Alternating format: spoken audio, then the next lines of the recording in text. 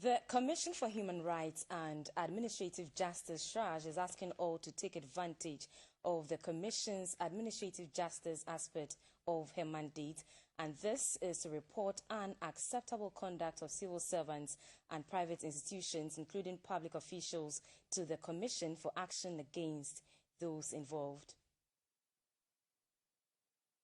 The directive on Wednesday at the Greater Accra Regional Stakeholders Consultative Forum on the development of a National Action Plan on Business and Human Rights. The administrative justice aspect of the Commission mandates her to investigate and recommend to appropriate authorities the action to be taken against institutions and individuals when and where necessary. Per the mandate, SHRAJ will proceed to court to seek redress 3 months after the recommendations and if no action is taken.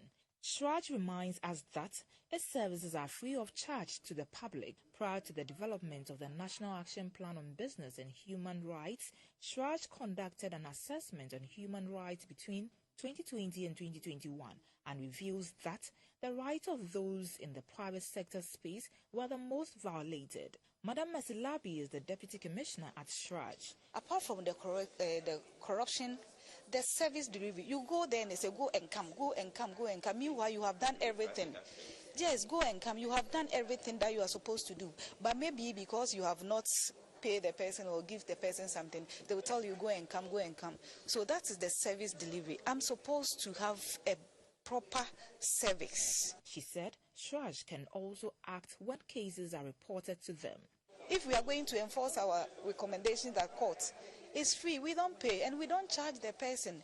So it's not that we come by it. People are looking at it, we enforcing our own recommendation, and that cannot be. But the law has given us the power to enforce the recommendations that we have made.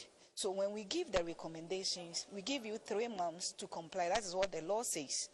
A member of the National Steering Committee, Mr. Clement Kadogbe, said the National Action Plan, when developed, will guide institutions on its implementation, while SHRAJ charges key institutions to monitor for its successful implementation. Government has set up a steering committee co-chaired by the Attorney General's Department and SHRAJ.